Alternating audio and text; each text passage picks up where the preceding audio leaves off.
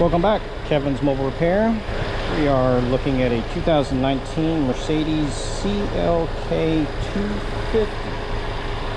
So we're doing a couple of different things to this thing today. One we did, this is a CLA250, 2.0 turbo model. We're doing a couple little things. First, we did an oil change. I already did that already. I'll show you a quick little overview of that one. And then we're also checking for customer states AC is not as cold as it should be.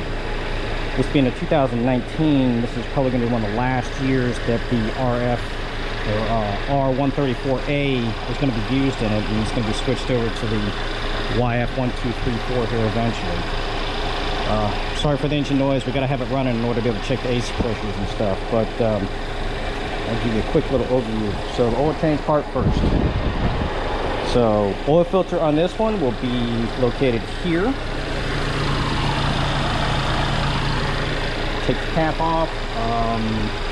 Can't remember the nut size and stuff. I think it's like a 30, 32, somewhere around that range. I used a quarter or a half-inch extension and then a ratchet to take it off that way. Underneath, 3 8mm bolts, takes the little cover off, and then a 13mm nut for the drain tube. As far as that, I would use a long 13 socket or a 13 socket and extension, because you're going to hit that oil pan when you're trying to use a ratchet on there, so it's no fun. So use an extension, get out of the way of it, let it drain, come up here, let this drain, let it all filter down.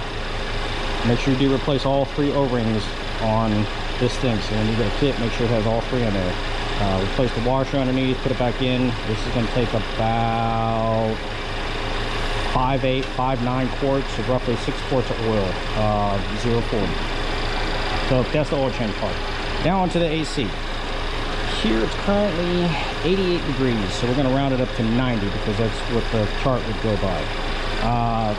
Chart says for this temperature, low side anywhere between 45 to 55, high side anywhere between 250 and 270.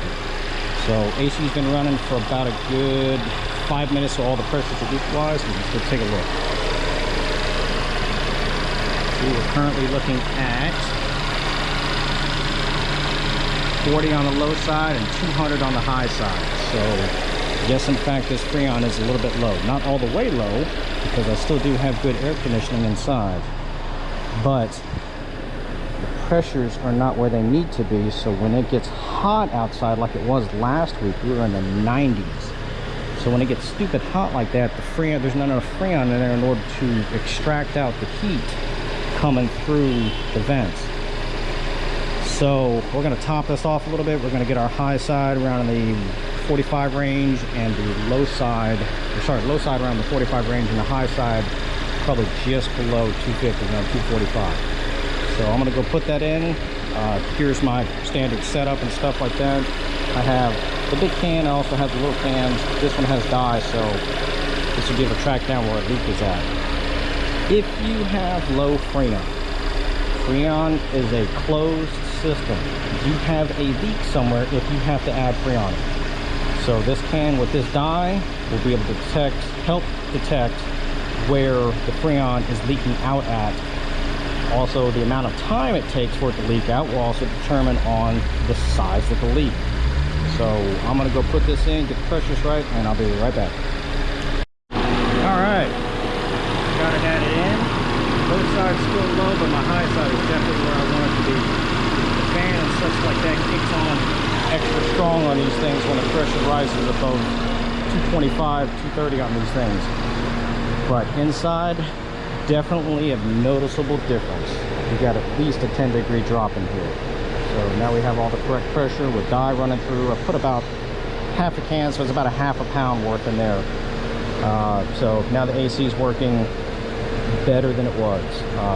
It was working before, but now it's a little better. I should have a little AC vent thing in here, and I'll be able to show you the difference, but I do not have.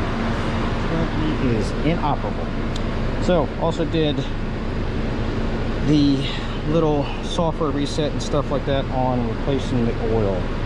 I don't think there is a manual way that you can reset it. I think it all has to be done software-wise. You might be able to correct me wrong, but this is how I do it. I have a scanner that has the ability going in and resetting the oil change and such. So that is it for today. Any questions, comments, please feel free to let me know.